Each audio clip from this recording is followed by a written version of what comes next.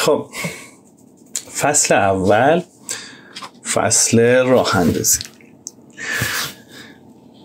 توی این دوره من دارم میخواد که خیلی سریع، خیلی قوی و خیلی خلاصه پیش بریم. سریع ما میخوایم شما رو به نتیجه برسونیم، به خاطر همین مهمترین چیزها رو میگیم و از گفتن نکات جانبی پرهیز میکنیم.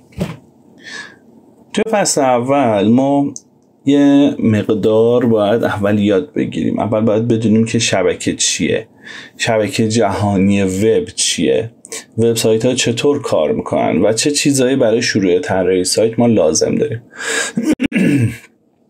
توی بخش بعدی میریم دامنه و هاست اون رو میخریم، تنظیمات هاست و دامنه رو انجام میدیم، وردپرس رو روی هاست اون نصب میکنیم و نصب 5 دقیقه‌ای وردپرس رو با هم انجام میدیم. نکته اول این که شبکه چیه. خب من یه دونه پینت باز کنم. خب ببینید، شبکه اگر ما چند تا کامپیوتر داشته باشیم توی یه فضایی و اینا قرار باشه با هم ارتباطی داشته باشن، به این ارتباط ما میگیم شبکه. یه شبکه ای از ارتباطات. حالا این کامپیوترها به صورت خطی با هم نمیتونن ارتباط داشته باشن، چون اگه فرضاً از این کامپیوتر ما بخوایم یه فایلی به این کامپیوتر بفرستیم یا یه داده ای رو به این کامپیوتر بفرستیم، تواناییشو نداریم. پس همه کامپیوترهای سیستم باید به هم متصل باشن. ببخشید من یه مقدار خطی کردم و میبینید که چقدر سیم کشی میشه و چقدر شلوغ میشه این موضوع. درست یه همچین آشفته بازاری در میاد و اصلا قابل انجام نیست یه همچین چیزی. خب اما میان رو این وسط یه دونه به قول معروف روتر اضافه میکنن. میگن آقا این روتر، این مودم به قول ما، بیاد این ارتباطات رو مدیریت کنه. خب حالا میتونه این مودم باشه، میتونه حالا یه کامپیوتری باشه به عنوان کامپیوتر سرور که او به همه اینا دسترسی داشته باشه. حالا اگه ما بخوایم از این کامپیوتر، یه ذره سخته با این کار کردن، ولی خب اگه ما بخوایم از این کامپیوتر خب یه فایلی رو انتقال بدیم به این کامپیوتر، رنگ آبی رو انتخاب کنم. خب حالا این فایل رو میفرسته برای روتر اصلی. این روتر بهش میگه که شما این فایل رو باید از کدوم یکی از اینا عبور بدی، از کدوم یکی این درگاه ها عبور بدی و درگاه اصلی رو پیدا میکنه و این روتر فایل رو براش میفرسته و ارتباط بین این دوتا سیستم برقرار میشه. به خاطر اینکه این اتفاق بیفته، توی این سیستم که ما کشیدیم هر کامپیوتری یه کد مخصوص به خودش رو داره که بهش میگن IP.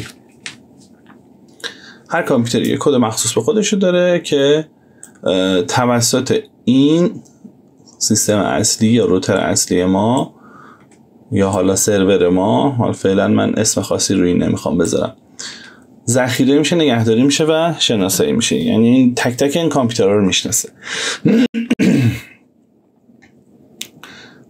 IP ها معمولاً به صورت یه سری اعداد با نقاط وسطشون شناخته میشن که هر IP متشکل از 4 بخش و هر بخش متشکل از 3 رقم، یا بهتر بگیم بین 0 تا 255. مقدار من اینو بزرگتر کنم. خب بین 0 تا 255 هر آی پی میتونه وجود داشته باشه. عرضم به خدمتتون که وقتی که این شبکه که به هیچ شبکه دیگه ای وصل نیست، یعنی ما شبکه ها رو هم میتونیم به هم متصل کنیم، وقتی این شبکه به هیچ شبکه دیگه ای وصل نیست بهش میگن شبکه لوکال. ضخامت خط تنظیم کردن توی اینم بدبختیه. بهش میگن شبکه لوکال یا شبکه محلی. شما اگر روی سیستم خودتون یه شبکه‌ای رو راه اندازی کنید با کامپیوتر خودتون، با مودم شخصی خونه خودتون، حالا بالاخره اینترنت دارید دیگه، این شبکه به صورت 192.168 یه عددی نقطه یه عددی برای شما قرار میگیره. این 192.168 معمولا یه استانداردی که توی شبکه‌های لوکال اتفاق میفته. حالا ممکنه این قسمتش 0 باشه، 0 باشه، چه میدونم 20 باشه، به تعداد اون سیستم های توی شبکه شما این عدد فرق میکنه. معمولا این آی پی 192.168.0 یا 01 آی پی خود مودم اصلی میشه و هر کسی از این به بعد با این مودم کار داشته باشه باید اونو با این آدرس صدا بزنه. عرضم به حضورتون که حالا هر کدوم از این سیستم های آی پی به خودشون اختصاص میدن و ممکنه که کوچیک میشه، ممکنه که من یه شبکه دیگه کنار اینا داشته باشم با تعداد کمتری از سیستم ها یا حتی بیشتر. ممکنه این سیستم هم کامپیوتر باشه، ممکنه دسکتاپ باشه. چه قهوه‌ای شده حالا این من موبایل. و این سیستم ها هم به این شبکه وصلن و عرضم به حضورتون که این آی پی لوکال این روتر میشه و همین آی پی این ورم هست. اما وقتی که ما بخوایم این دوتا رو به هم متصل کنیم با یه رنگ سبزی، من میام این دوتا شبکه رو به هم متصل میکنم. این وسط ما باید به اینا میگن سویچ، هر که رفتیم توی پله بالاتر به اینا میگن سویچ و اون چیزی که این وسط قرار میگیره و مدیریت میکنه ارتباط بین این دوتا رو بهش میگن روتر. شکلش هم متفاوت بکشیم، بهش میگن روتر. خب حالا این روتر میاد چیکار میکنه؟ میگه این ور یه آی پی داشته باشه، این ور یه آی پی داشته باشه که من بدونم این شبکم یه آی پی داره، این شبکم یه آی پی داره. خب حالا اگه از این کامپیوتر خب من بخوام یه پکتی بفرستم به این کامپیوتر، میاد داخل این سویچ میگه آقا شما اون آی پی که داری به من میدی خب آی پی خروجی این روتر است، پس شما باید بفرستی اینو اینجا به این روتر تصمیم میگیره که این مال کدومه. خب معمولا روترها 2 سر دارن، میگه خب این باید بره به این شبکه. این که وارد این شبکه میشه بین این آی پی که خودش داره این سویچ اینجا تصمیم میگیره که این رو باید بفرسته به این و این مسیر میشه مسیر ارتباط بین این سیستم و این سیستم. یه توضیح خیلی خلاصه و کوتاهی از شبکه ها بود، اما ما یه چیز بزرگتری داریم به اسم شبکه جهانی وب که بهش میگیم World Wide Web یا شبکه گسترده وب، که به صورت خلاصه میگیم www. اوکی.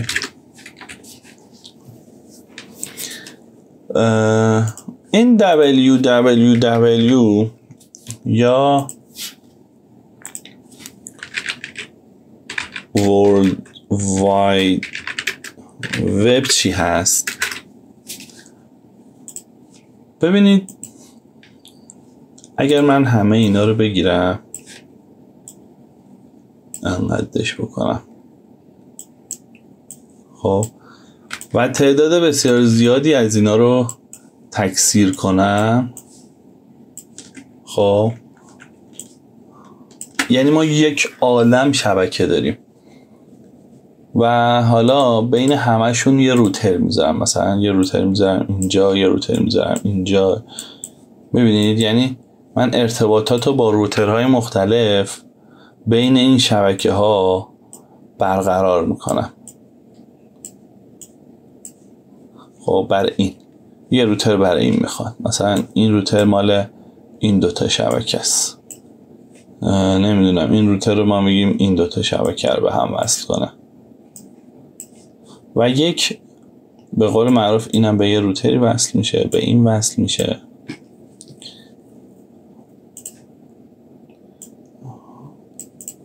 و یک شبکه خیلی گسترده. ببینید یک شبکه گسترده در سطح جهان برای ما تشکیل میده که به این سیستم میگیم ما World Wide Web.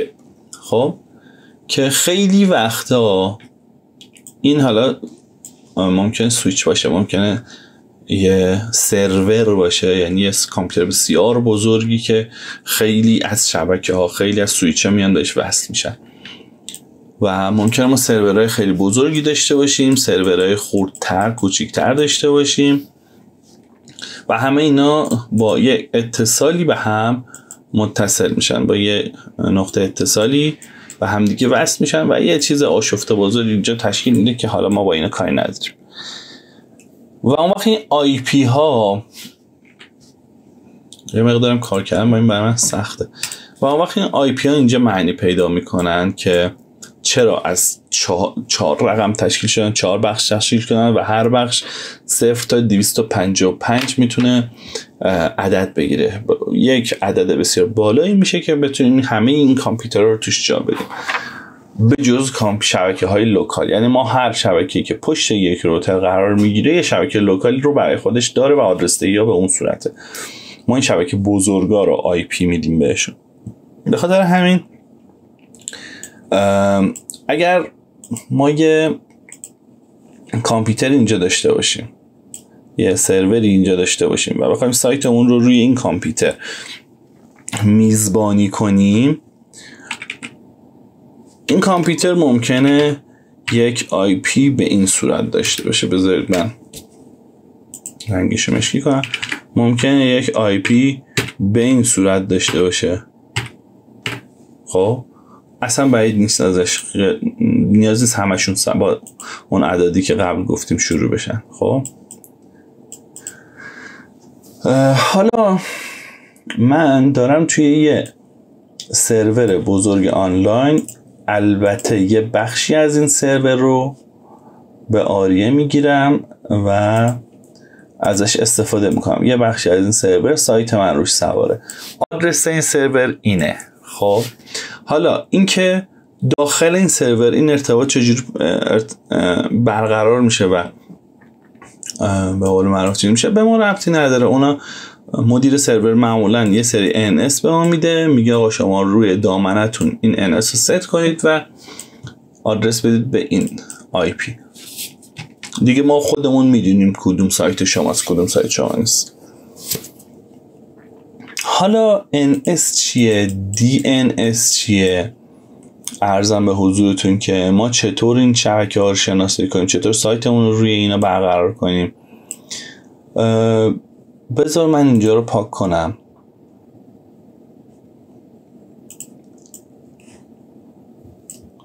اینجا رو پاک میکنم. خب ببینید ما یه چیز داریم به اسم DNS که میشه نه اینجا بدخط میشم با موس بنویسم که میشه domain name server یا domain name service. دوتا مدل داره. domain name service به سرویسش میگن domain name service، به اون سروری که این کار انجام میده میگن domain name server. خب این DNS کارش چیه؟ این DNS دقیقاً یه دفترچه تلفنه. یعنی چی؟ یعنی شما برای اینکه به یکی از دوستاتون، یکی از آشناهاتون زنگ بزنید، میاد چی کار میکنید؟ میایید و شماره اون فرد رو توی یه دفترچه ذخیره میکنید توی گوشیتون و برای اون فرد یه اسمی میذارید.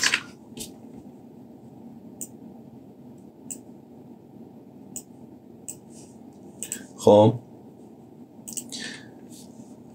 و به گوشیتون میگین که آقا این اسم رو هر وقت من صدا زدم شما با این شماره تماس بگیر.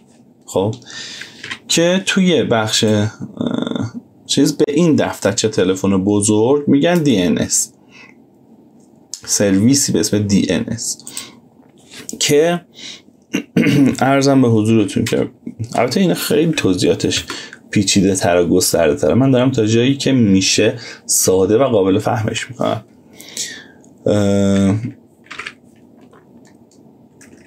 که توی این قسمت شماره IP قرار میگیره و توی این قسمت اسم توی DNS ها دامنه قرار میگیره. یعنی من یه دامنه ای رو میسازم و اون دامنه رو توی دفترچه تلفن ثبت میکنم به این IP.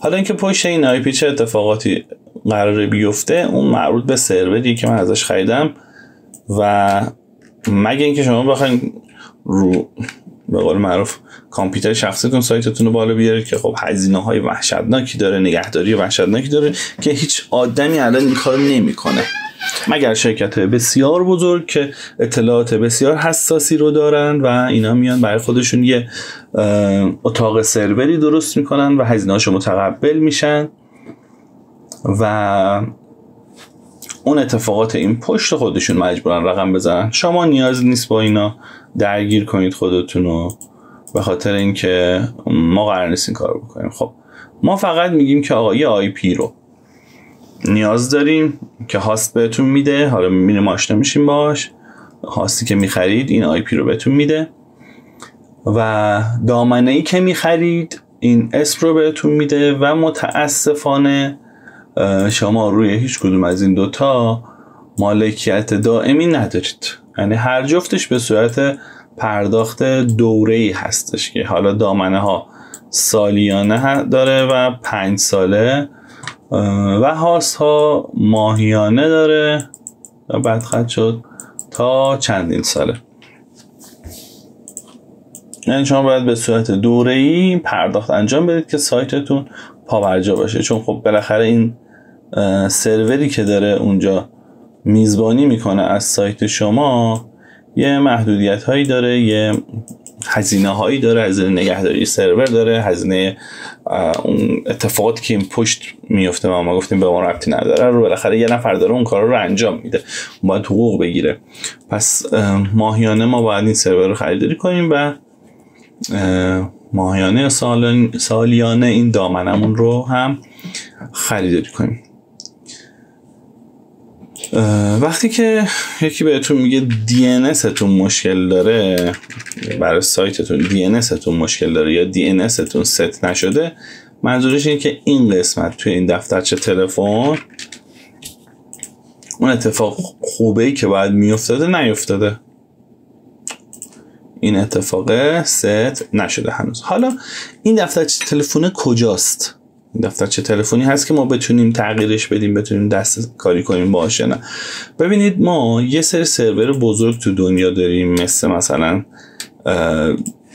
DNS سرورها، دومین نیم سرورها که این بهش میگن سرویس DNS و این سرورهایی که این سرویس رو ارائه میدن میشن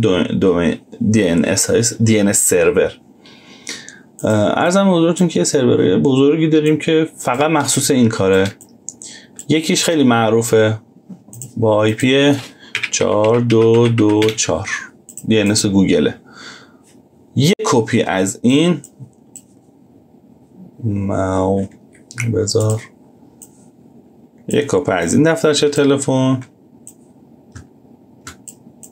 این کوچیک‌تر میره تو DNS گوگل. DNS های دیگه ای سراسر دنیا هستن که این دفترچه تلفن توشون کپی شده و همچنین DNS های کوچیکتری توی کشورها هستن که این دفترچه تلفن و دفترچه تلفن خودشون روشون کپی شده. یعنی اون پشت بود، من میگفتم یه اتفاقایی میفته، این DNS کوچیکاست و که به اینا میگن ISP، یعنی کسی که شما ازش اینترنتتون رو خریداری کردید، مثلا های وب، مثلا مخابرات، مثلا شرکت های دیگه که اینترنت ارائه میدن، اونا یه ISP هن که اون ISP برای خودشون یه DNS سرور کوچیکتر دارن و حالا میاد توی خونه شما این ISP به شما اینترنت میده و داخل مودم شما هم یه دونه DNS سرور کوچیک هست که IP های کامپیوتر شخصی شما رو تو خودش ثبت میکنه. یعنی میگه آقا PC 1 IPش اینه، PC 2 IPش اینه، PC 3 IPش اینه. و وقتی شما به یه سایتی میخواید وصل بشید، یعنی کامپیوتر شما اول میاد یه درخواست میفرسته به مودم چیز، میگه آقا مثلا ilastro.ir،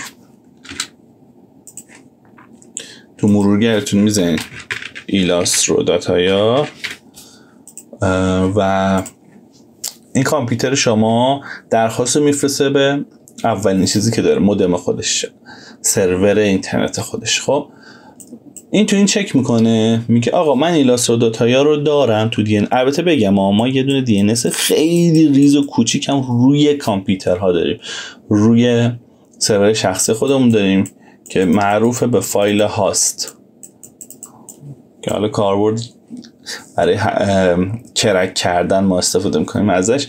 میایم یه آدرس سایتی رو میگیم آقا اون هر وقت یه درخواستی میخواست بره به این آدرس سایت، شما اونو منتقل کن با IP خود کامپیوتر من که دسترسیشو ببندیم. حالا با این کاری نداریم. این میاد توی این میگرده میگه آقا این آدرس رو داری؟ میگه نه. میگه پس برو یه پله بالاتر.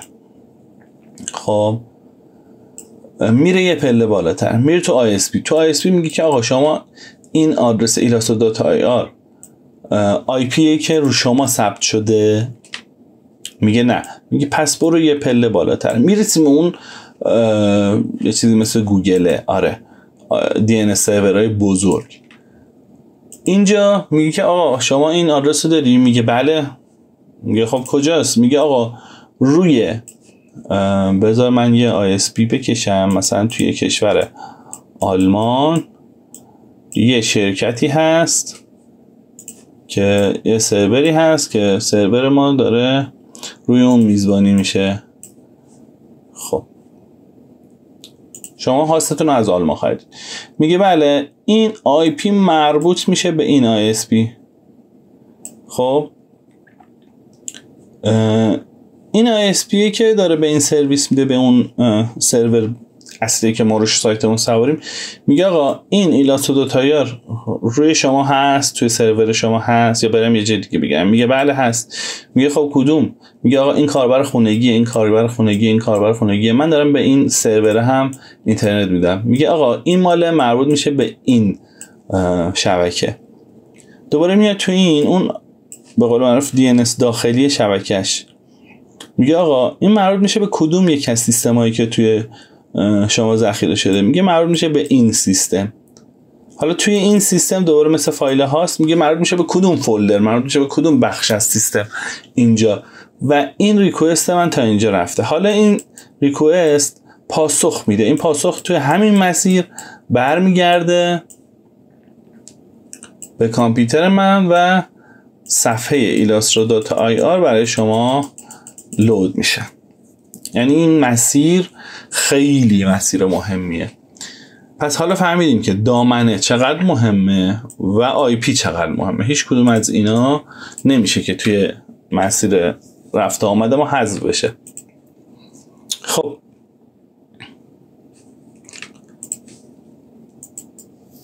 پس ما فهمیدیم که شبکه چیه، فهمیدیم که ورلد واید وب چیه، فهمیدیم که وبسایت ها چطور کار میکنن.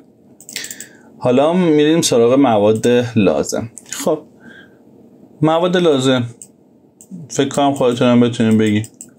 اول ما به یه میزبان نیاز داریم، کسی که بتونه یه بخشی از سیستمش رو به ما اجاره بده و سیستمش آنلاین باشه 24 ساعته و اون تخصصهای سروری رو داشته باشه که بتونیم ما با خیال راحت سایتمون رو روی محیط اون میزبانی کنیم. چیز دیگه ای که نیاز داریم یه دونه، بذار اینجوری بگم، ما اول به یه شماره تلفن نیاز داریم، خب بعدش به یه اسم نیاز داریم، به یه دونه دامنه نیاز داریم. خب که نیازه که ما این دوتا رو به هم وصل کنیم. خب وقتی وصل کردیم اتفاقی که میفته ما میتونیم به این هاست اون دسترسی داشته باشیم. البته با آی پی هم میشه دسترسی داشت به هاست، اما اگه شما سرور مجازی بخرید میتونید با آی پی نش دسترسی داشته باشید. هاست چون داخلش یه اتفاقات ریزتری میفته نیاز داریم که یه دونه دامنه داشته باشیم که اون هاست به اون دامنه ببخشید اون قسمت هاستمون دامنه رو ست کنه روی این قسمت از خودش، یعنی نه رو کل خودش. خب هاست و دامنه رو ما نیاز داریم، خریداری میکنیم، به هم متصلشون میکنیم و وقتی به هم وصلشون میکنیم حالا ما میتونیم بهش وصل بشیم و یه سری کار رو انجام بدیم. چیز دیگه ای که نیاز داریم که ما اینجا الان فکر کنید ما یه زمینی داریم، میخوای آدرس بدیم، میخوای مغازت رو بسازی، یه زمینی رو خریدی خب از توی شهری و حالا آدرس و پلاک اون شهرم شهرداری بهت داده، آدرس دادی به رفیقت، میگی آقا بیا مغازه من. رفیقت میاد اینجا میبینه این که زمین خالیه داداش من، شما که هنوز مغازه تو این نزدی. خب حالا برای اینکه مغازه بزنی یه سری چیزا میخوای. اولین چیزی که بهش نیاز داری وب سرور، یعنی شما باید یه سرور وب بیس داشته باشی، یعنی اینکه FTP سرور نباشه، مخصوص انتقال فایل نباشه، فایل ترانسفر پروتکل FTP سرور نباشه، وب سرور باشه، کاربر بتونه با مرورگر باهاش تعامل کنه. چون ما توی بحث شبکه و اینترنت انواع اقسام سرورها داریم و خیلی پروتکل‌های مختلفی داریم. پروتکل معمولا کنار آی پی نمایش داده میشه، مثلا بعضی موقع ممکنه با یه همچین چیزی مواجه شده باشید، حالا مثلا این پروتکل میشه، این پورت میشه، ببخشید این پورت این آی پی میشه، اون شما این کامپیوتر از کدوم درش وارد بشم و هر دری به یه جای خاصی باز میشه که شما یه کار خاصی میتونید توش بکنید. حالا با این خیلی کار نداریم، ما پورت دیفالت وب هستش، پورتی که وصل میشه به پروتکل HTTP و پورتی که وصل میشه به پروتکل HTTPS. خب وب سرور این دوتا رو چیز میکنه، یعنی شما اگه آی پی رو یا دامنه رو زد کسی تو مرورگرش میفهمه که با این دوتا پروتکل کار داریم. اینم فکر کنم میشد هایپر تکست نمیدونم چی پروتکل. بعد عرضم به حضورتون که به وب سرور نیاز داریم اول، بعد از این وب سرور نیاز داریم به یک سایت، اینجوری بگیم. خب این سایت رو ما میتونیم از 2 تا روش بهش برسیم. روش اول روش پیش ساخته است، یعنی شما یه چیزی آماده ای رو دارید و حالا میخواید طبق اون چیزی که سلیقه خودتون هست ویرایشش کنید. یه چیزی که قبلا اصل کارو، زیربنای کارو یه کسی ساخته و شما فقط میخواین ازش استفاده کنید. به اینا میگن سیستم مدیریت محتوا. مدیریت محتوا. خب که این سیستم مدیریت محتوا تعداد زیادی دارن. یه دونه هم با برنامه نویسی شما میتونید از صفر سایت خودتون رو بزنید. خب هر کدوم از اینا یه مزیت‌هایی داره، یه معایبی داره. معایب سیستم برنامه نویسی اولش اینه که خیلی خوشگل، من علامتشو بذارم براتون، هزینه شدیدی داره، زمان زیادی میبره، هزینه زیادی میبره. عرضم به حضورتون که شما رو وابسته میکنه به اون تیمی که براتون برنامه نویسی کردن. یعنی شما دیگه نمیتونید با کسی دیگه ای کار کنید، نه که نتونید، میتونید، ولی خب خیلی هزینه، خیلی زمان، خیلی ممکنه اتفاقات ناگواری پیش بیاد و اینا. اما در عوض مزایایی داره که میتونید چیزایی بسازید که مثلش نیست، چیزایی که روتین نیستن، مثلا وب اپلیکیشن ها. شما مثلا میتونید یه سایتی بسازید که توی این سایت نمیدونم با هوش مصنوعی میتونید چه میدونم سیستم طرف رو آپدیت کنید، مثلا یه چیزی که مثلش نیست، یه چیز جدید. اینو با این سیستم های مدیریت محتوا معمولا نمیتونید بسازید. یکی معایب سیستم مدیریت محتوا اینه که شما توی خلاقیت های وحشتناک دستتون بسته است. خب چیزی که تعریف نشده باشه از قبل رو نمیتونید، شما باید با برنامه نویسی بسازید اونو. ولی خب هزینه و زمان فوق العاده زیادی ازتون میبره. معمولا سایت هایی که با برنامه نویسی ساخته میشن بالای ماه طول میکشه ساختشون، یعنی 1 ماه 2 ماه چند ماه طول میکشه ساختشون و هزینه هاشون هم معمولا از 50-60 میلیون تومان به بالا اتفاق میفته، یعنی چیز ارزونی نیست. و خب وقتی شما میخواید یه چیز روتین و عادی رو بسازید، خیلی به نظر من عاقلانه نیست که بیایید اول کار هزینه کنید و سایت اختصاصی برای خودتون بسازید.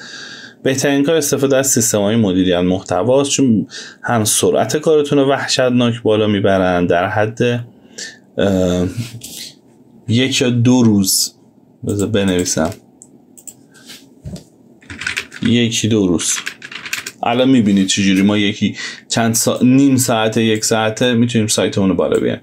حالا 1-2 روز هم به خاطر اتفاقای دیگه، مثلا طراحی رابط کاربریش طول بکشه، یا مثلا ممکنه تا 1 هفته. روز بنویسم اینو، 1-2 روز الی 1 هفته ممکنه تا 1 هفته. عرضم به حضورتون که سیستم دهیش و کار جانبیش طول بکشه. نهایت اینه، ولی خب این از 1-2 ماه تازه شروع میشه، این نهایتش 1 هفته است.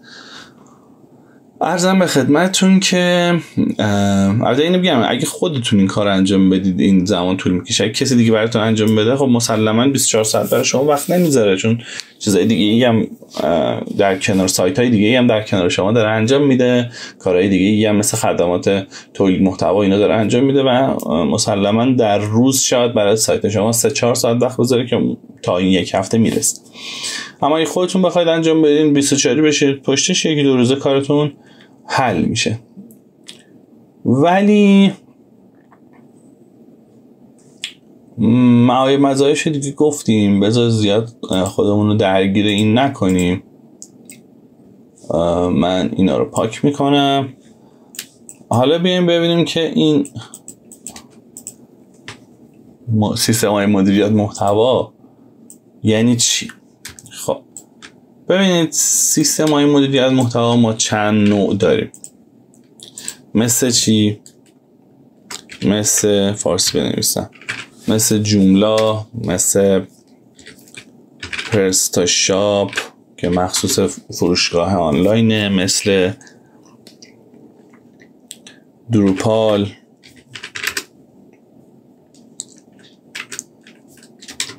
و حالا سایت های دیگه و مهمترینشون که ما میخوایم روی این فوکوس کنیم وردپرس هستش.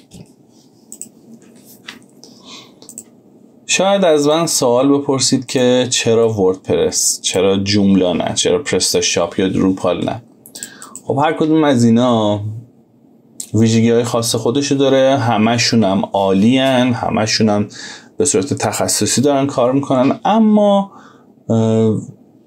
تک ویژگی که این داره و به کار ما خیلی میاد اینه که توی ایران و حتی توی جهان خیلی محبوبه و اگه شما با مشکلی توش برخورد بکنید خیلی راحت میتونید مشکلتون رو حل کنید توش، چون آدمایی هستن که بتونید ازش سوال بپرسید. مثلا برای پرستاشاپ شاید چه میدونم تو ایران شاید مثلا توی هر شهری شاید 10 نفر بلد باشن، ولی خب وردپرس رو توی هر محله 50 نفر بلدن، اینجوری بگم. یعنی تعداد افراد بیشتری رو شما میتونید پیدا کنید که ازشون کمک بگیرید و توی سایت های مختلف قالب هایی که برایش نوشته میشه، افزونه هایی که برایش نوشته میشه مسلما خیلی بیشتر هست و دستتون بازتره. با وردپرس کار کردن فقط به خاطر معروفیتش باعث میشه که دستتون بازتر بشه. خب پس ما یه دونه وب سرور میخوایم، یه دونه سایت. ببینید شما وقتی که یه هاستی رو بخرید، نه یه سرور مجازی رو بخرید، یه هاستی رو اگه بخرید، اون هاست معمولا یه وب سرور رو خودش نصب و راه اندازی میکنه. اگر هاست وردپرس بخرید که 90% هاست الان وردپرس فقط اسمشو نمیذارن، وب سرور، باز من اینو برداشتم، معمولا براتون وب سرور آپاچی رو، حالا آپاچی نمیدونم چی رو می‌نویسن، روی سیستم میارن، چون وردپرس با این خیلی راحت کار میکنه.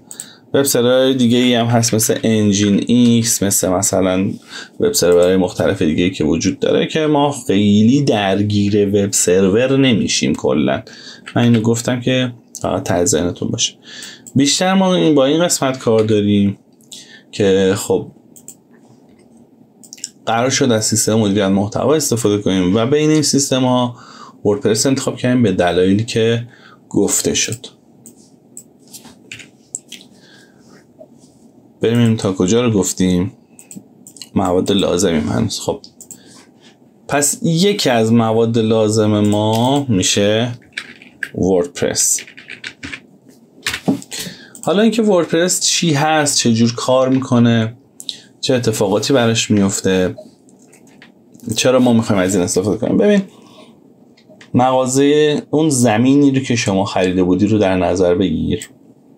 خب الان دیگه زمین خالیه، شما میخوای توی این زمین ساختمون بسازی، میخوای مغازت رو بسازی. خب این مغازه تو مسلما یه هسته اصلی داره، حالا مغازت یا فروشگاهی که میخوای بسازی یا حتی مثلا ساختمون اداری که میخوای بسازی برای خبرگزاریت، سایت خبری، برای شرکتت، سایت شرکتی، همشون یه هسته اصلی دارن که با هم مشترکه. خب این میشه وردپرس خام. یعنی شما فکر کن یه فونداسیونی رو برای ساختمونت گذاشتی، تیرریزی کردی و اومدی بالا. حالا نیاز داری که این ساختمون تو گسترش بدی و کاربریش رو متفاوت کنی. برای این کار وردپرس یه چیزایی رو داره به اسم افزونه نمیتونم فارسی بنویسم، بذار پلاگین. نمی‌نویسیم پلاگین. وردپرس یه چیزایی داره به اسم پلاگین. این پلاگینا، کاش که من اینو قهوه‌ای می‌نوشتم. این پلاگینا چی هست؟ مثلا شما می‌خوای فروشگاه بسازی، یه پلاگین وجود داره برای این کار که باعث میشه که تو بتونی فروشگاه تو بسازی. پلاگین چیه اسمش؟ بذار من اینو پر کنم حواسم پرت نشه. خب پلاگینی وجود داره برای فروشگاه ساختن به اسم ووکامرس. میاد برای هر سه ساختمون تو ویترین میذاره، ویترین مختلف میذاره. ما پس چیکار کردیم؟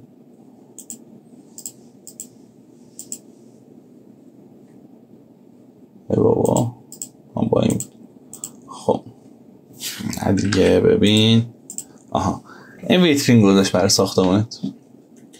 میاد دیگه چیکار میکنه این پلاگین؟ میاد یه قسمت مدیریت برای ساختمونت میذاره، انبارگردانی تو اینا رو تو این مدیریت میکنی، منابع تو درآمد تو این مدیریت میکنی. و ببین با پلاگین‌های مختلف تو میتونی ساختمون‌های مختلف بسازی، ولی یه شرطی داره، به شرطی که ساختمونت از قبل مشخص باشه کارایش، یعنی یه چیز جدید من در آوردی نباشه.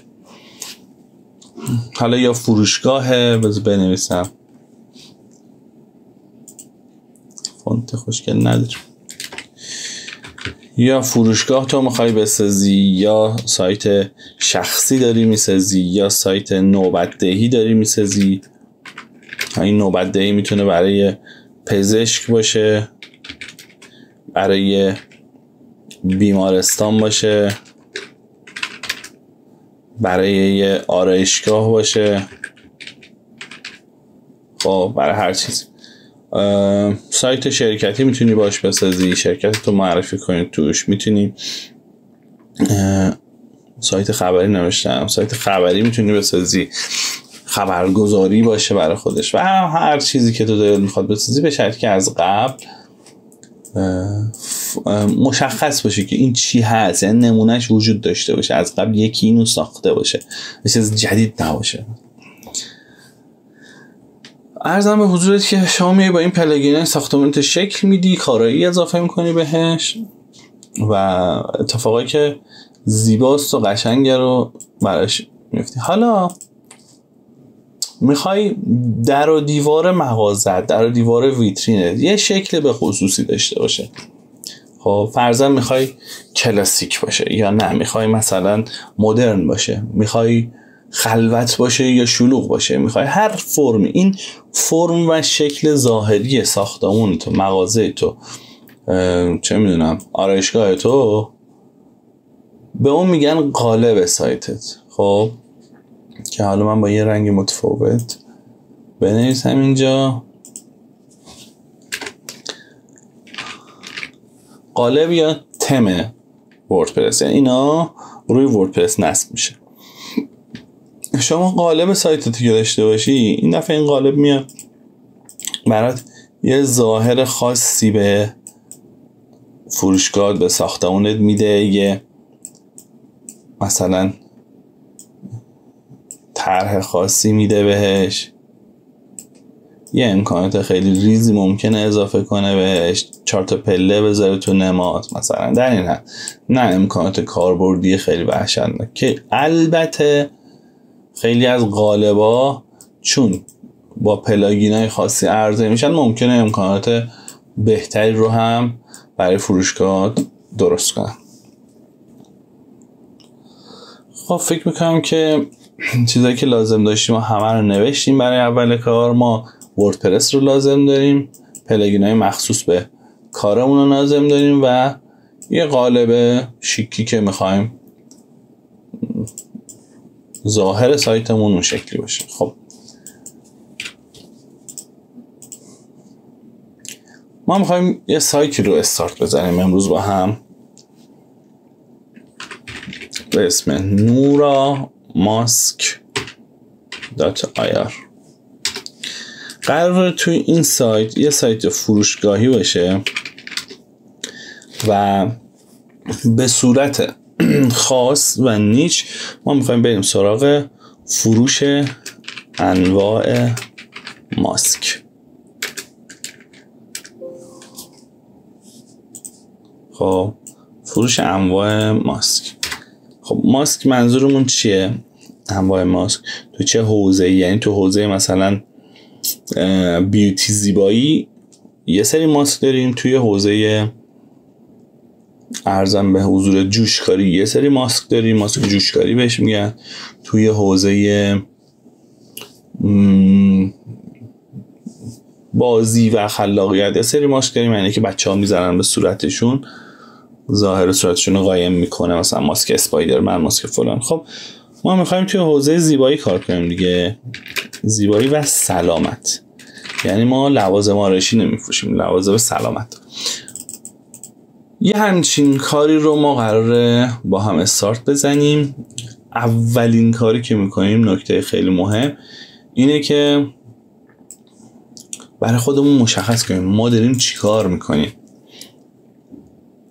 یه فروشگاهی میخوایم، بذار من فونت اینم عوض کنم، کلمه ندارم یکان. خب بیا. خب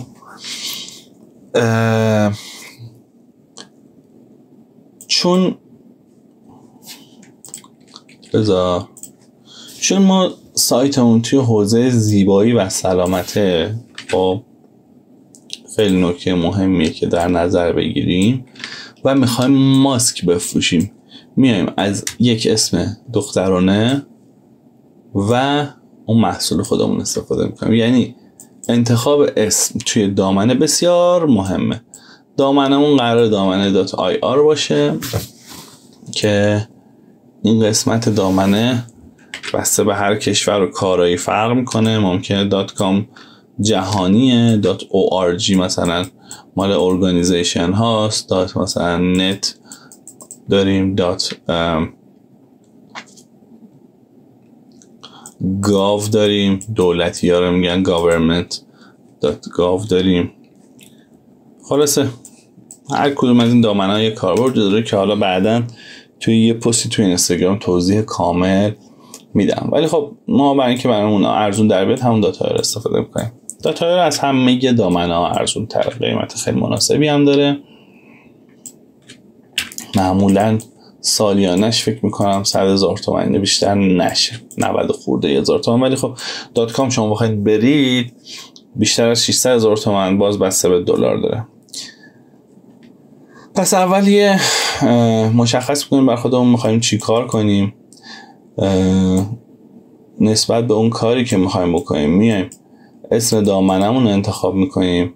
اسم دامنه رو که انتخاب کردیم باید بریم چک کنیم ببینیم همچین دامنه وجود داره یا نه، و اگه وجود نداشت اون دامنه رو خریداری کنیم. خب برمیگردیم توی اینترنت، یه آدرسی رو میذاریم به اسم nick.ir.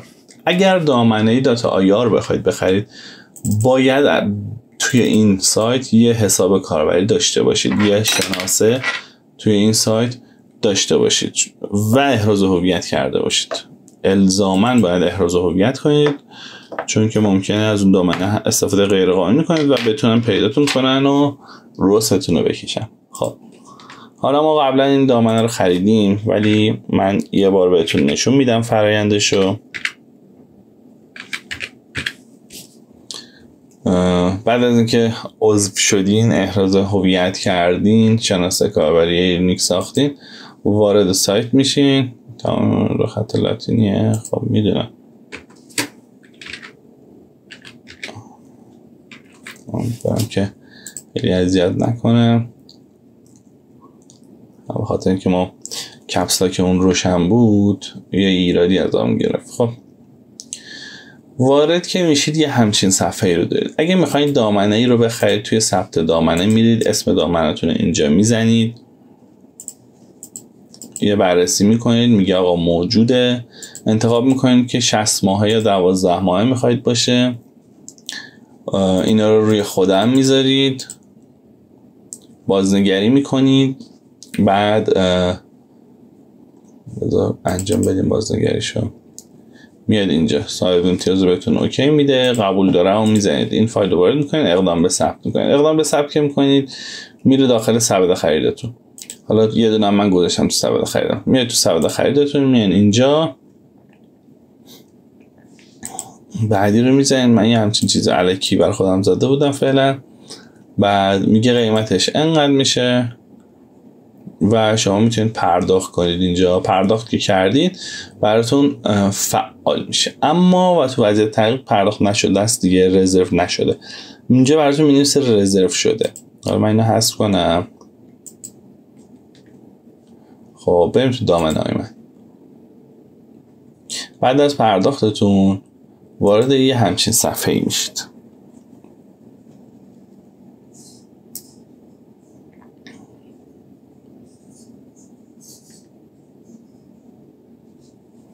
این همون چیزی داریم میگه دامنه هاتون اینجا لیست میکنه. عرضم به حضورتون که توی این قسمت وضعیت میزنه مثلا رزرو شده تا وقتی که تایید بشه. تایید که شد مثل من میزنه ثبت شده و حالا میتونید ازش استفاده کنید. اما نکته مهم اینه که شما این دامنه رو که بخرید به هیچ جا وصل نیست. خب پس برای اینکه وصلش کنیم به یه جایی، به اون زمینه وصلش کنیم، ما شماره تلفونه به این اسمه اون شماره تلفن رو میخواین، باید بریم توی یه سری از سایت هایی که فروش هاست انجام میدن. من اومدم از لیمو هاست یا هاستی رو خریداری کردم براتون. هاست وردپرس هست. خب حالا من دفعه اولم دارم استفاده میکنم. فکر میکنم که خیلی کیفیت بالایی نداشته باشه چون من خودم همیشه از یه جای دیگه ای هاست میخرم، اما برای آموزششون توی تخفیف بود و ارزون بود من گرفتم که خیلی هزینه آموزشمون بالا نره و حیف بشه. خب هاست 5 گیگ برای شما کافیه اگه میخواید فقط یه فروشگاه ساده رو اندازه کنید. اگه فروشگاهتون خیلی عکس داره، محصولاتتون تعدادش زیاده، 10 گیگ بگیرید. بیشتر از این فعلا نیاز ندارید. اون هاستا مال سایت‌های خیلی بزرگتره، سایت‌هایی که حالا مثلا تعداد بازدید کنندهش، تعداد پلاگینای فعالش اینا خیلی بالاتر باشه، سایت سنگین‌تری باشه و مسلماً فضای بیشتری نیاز داشته باشید، میان از این خرید کنید. ولی همین دوتای اول و اگه خواستید به قول من فروشگاه بسازید، به ترجیحاً هاست ووکامرس بخرید. اینم که اینجا نوشته سئو فرندلی خیلی واقعیت نداره، بیشتر یه تاکتیک فروشه، چون فرقی نداره هاستتون داخل ایران باشه یا خارج. مقدار ایرانیاش گرون تره برعکس همه چه که خارجی گرون تره. خب هاستتون رو خریداری میکنید. حالا من وارد بشم به ناحیه کاربری خودم.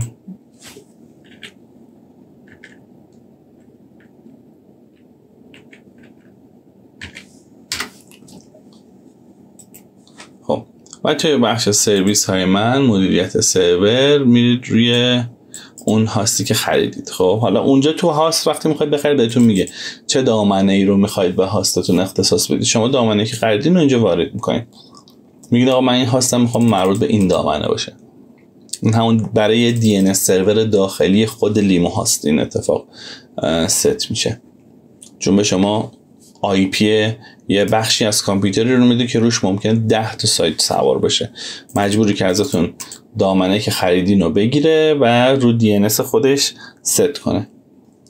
توی قسمت مدیریت میرین، بهتون 2 تا NS میده. البته اینا اطلاعات هاسته ها، یعنی NS ست شده، ولی خب توی این قسمت بهتون یه ایمیلی میفرسته، میگه آقا شما DNS سایتتون رو روی این DNS ها ست کنین. این IP اون قسمتی از این سرور هست که سایت شما داره رو یه تیکیش میزبانی میشه، یعنی این مال شما نیست، این ممکن مال 10 نفر باشه و شما این 2 تا DNS رو ست میکنید. چطوری ست میکنید؟ توی دامنه های من توی ایرنیک، حالا یا اینو میزنید، این دکمه رو میزنید، یا انتخابش میکنید و این دکمه رو میزنید، میرید توی ویرایش NS، نام کارگزارتون اینجا میذارید، 2 تا رو اعمال میکنید و تا این اعمال بشه تقریبا 2 روز طول میکشه. اینو باید بره روی اون DNS سرورهای گوگل و DNS سرورهای خارجی بشینه. معمولا به خاطر اون حالا اتفاقاتی که این وسط میفته .com درست .ir درست تا 1 هفته ممکنه طول بکشه تا ست بشه، اما .com اگه شما بخرید ممکنه 1 ساعته هم براتون ست کنن. وقتی که ست شد شما اگه به این آدرس دامنه که خریدید مراجعه کنید، مثلا neuromask.ir، با یه همچین صفحه یا یه صفحه مثل این مواجه میشید و دیگه با مثلا من یه دامن علکی بزنم با این صفحه مواجه نمیشید، چون اول که شما دامنتون رو میخرید وقتی دامن رو وارد کنید یه همچین صفحه براتون میاد This site can't be reached، میگه چی؟ DNS آدرسش رو نمیتونم پیدا کنم. DNS رو که حالا ما فهمیدیم چیه.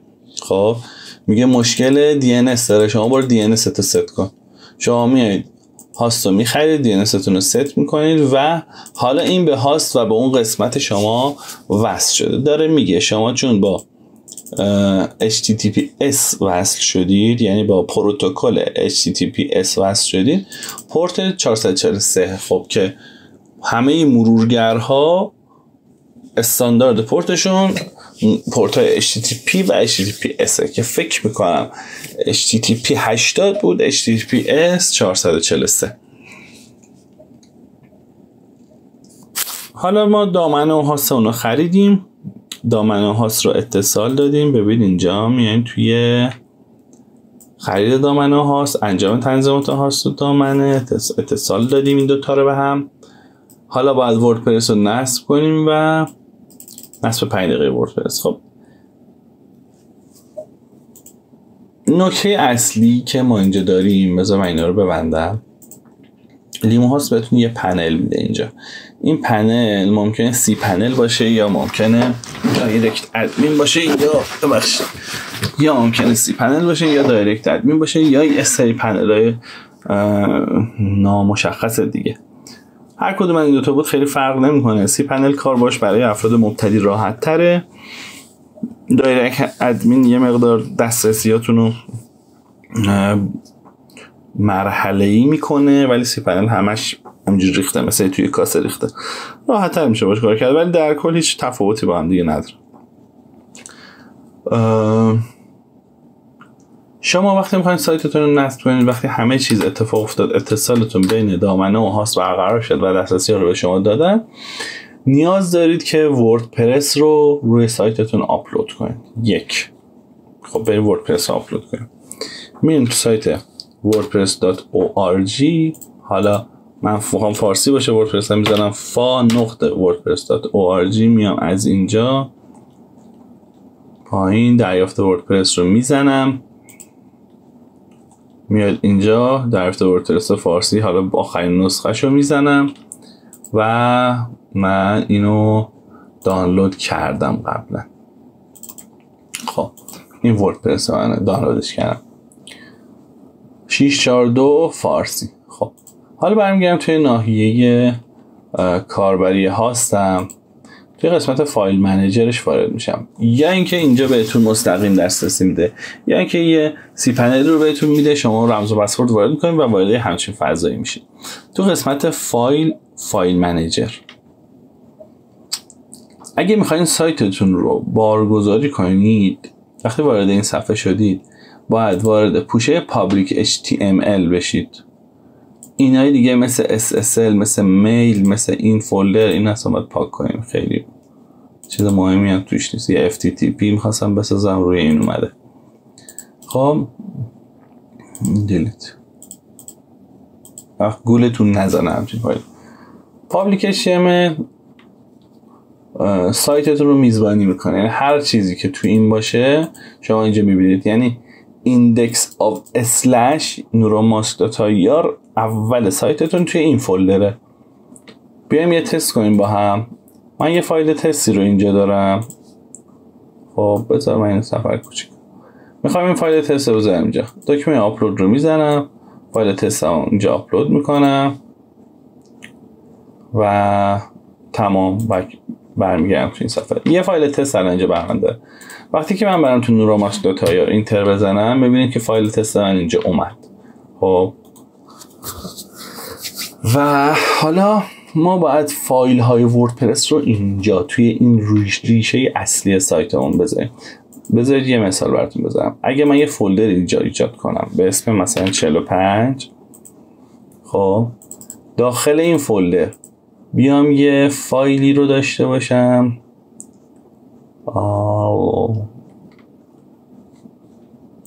آپلود کنم، خب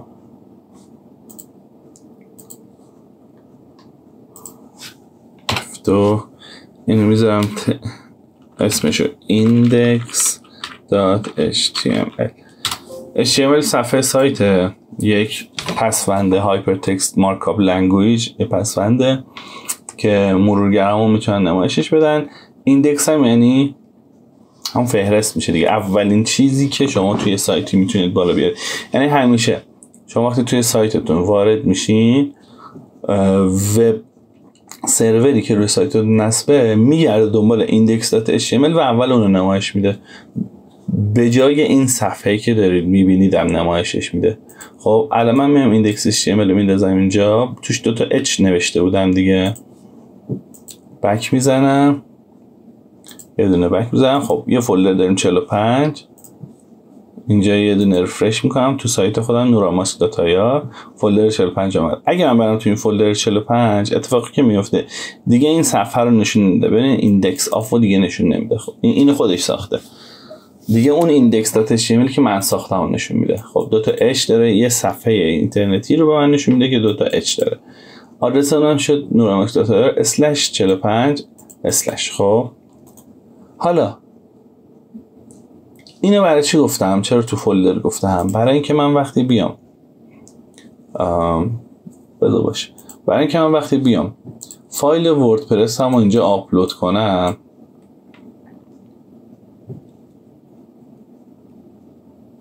%، یه ریفرش میکنم، سبز نشده بود هنوز، باید بذارم سبز. خب فایل وردپرس هم آپلود میکنم،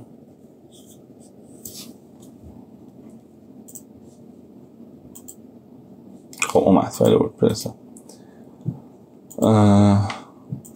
یعنی فایل زیپ دیگه. من اگه اینجا ریفرش کنم فایل زیپ رو میبینم، بزنم روش برام دانلود میکنه.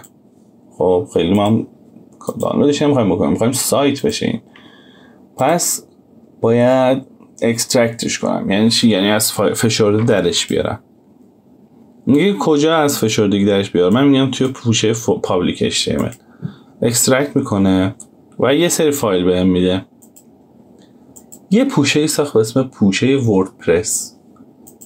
باز من میام تو سایتم ریفرش میکنم، میبینم بازم این صفحه لعنت رو برام آورد.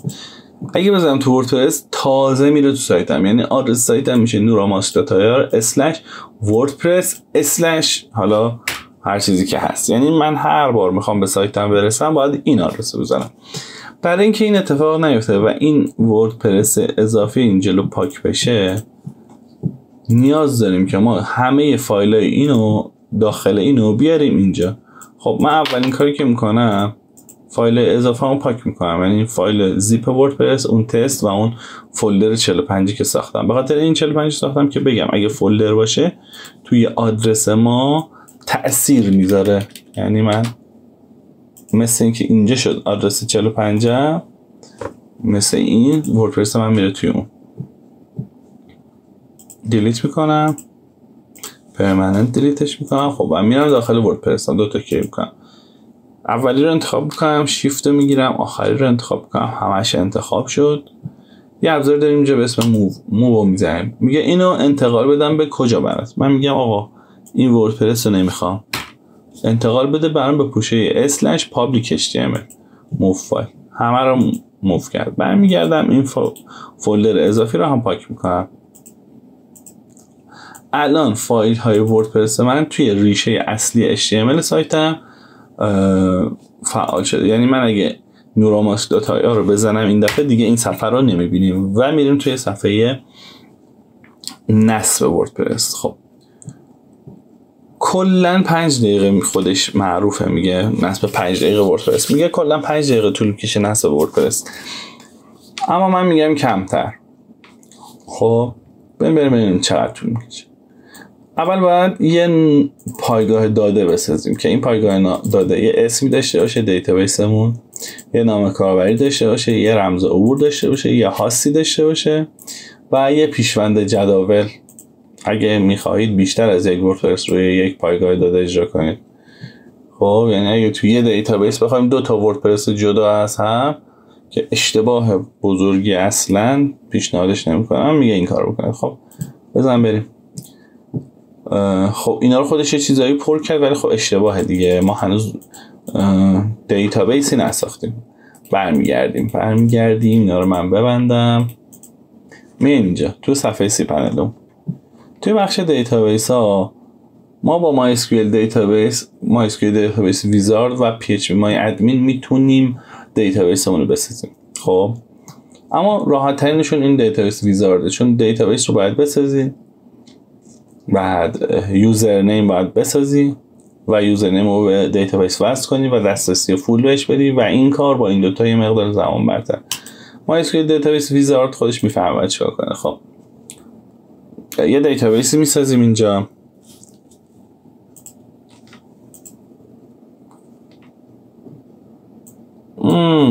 ایمیلمون رو نمیخوایم اینجا بذاریم.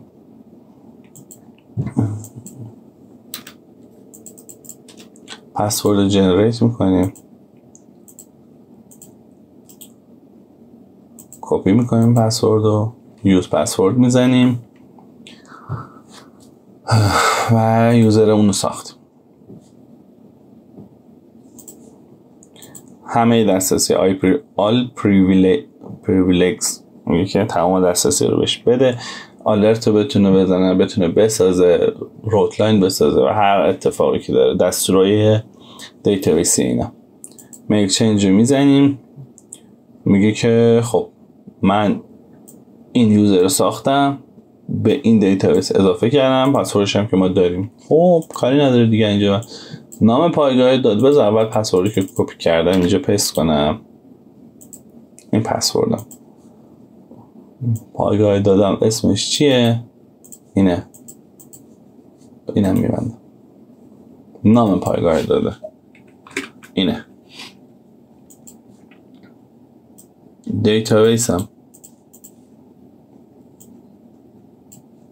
نام کاربری اینه، چون من این دوتا رو یک انتخاب کردم فرقی برام نداره. میزبان پایگاه داده همیشه لوکال هاسته، اون دست بهش نزنید. پیشوند جداولم WP که میتونید مثلا من حالا عوضش کنم، نورا ماسک میذارم، هر چیزی که دلتون میخواد. خیلی چیز نمیکنم ولی من اون WP باشه بهتر. البته امنیتش اینجوری بهتره که عوضش کنید. خب اینم کاری ندارم. خب حالا میریم عنوان سایتمون. عنوان سایتمون چیه؟ سایتمون سایت ماسکه دیگه، فروش ماسک. عنوان سایت میزنیم فروشگاه نورا ماسک. نام کاربری انتخاب میکنیم. پسورد رو هم من پسورد خودم رو میزنم.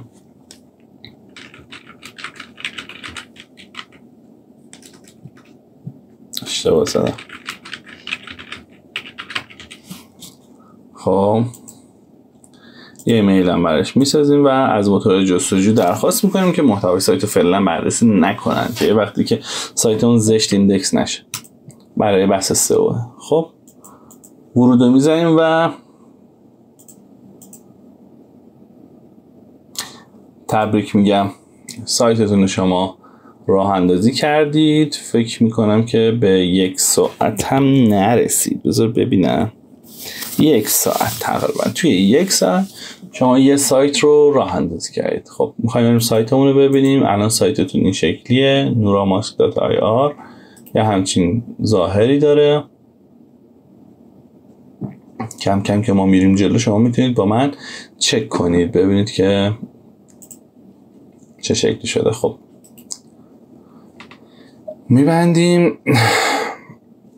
برمیگردیم توی اینجا. خب ما نصب 5 دقیقه وردپرس انجام دادیم. فصل اولمون تموم شد. برای فصل دوم یه آشنایی با محیط وردپرس رو انجام میدیم، اصطلاحات وردپرس رو آشنا میشیم، تنظیمات رو انجام میدیم و میریم سراغ نصب پلاگین و پیکربندی و نصب قالب و پست تایپ ها و چیزهای دیگه که خیلی فصل مهم و شاید طولانی هم بشه. ممکنه مثلا این فصل خیلی بیشتر از این فصل اول طول بکشه. خب فصل سوم هم که خب یه سری توضیحات داره. این باز کردن چشم گوگل به سایت خودمان همون تیکی بود که الان گذاشتیم، گفتیم بررسی نکن و میریم اون تیکو برمیداریم. سئو رو توضیح میدیم، سرچ کنسول رو میریم و بحث انتشار رو داریم. امیدوارم که از این فصل اول خوشتون اومده باشه. خیلی خوشحال میشم که اگه از جایی بجز سایت خودمون دارید این آموزش میبینید لایک و سابسکرایب کنید یا فالو کنید که امکان نداره بریم توی اینستاگرام، همون یوتیوب احتمالاً ادامه بدیم و بیشتر با ما سر بزنید، مخصوصا به سایتمون. خیلی خوشحالمون میکنید. خیلی ممنون. خدا نگهدار.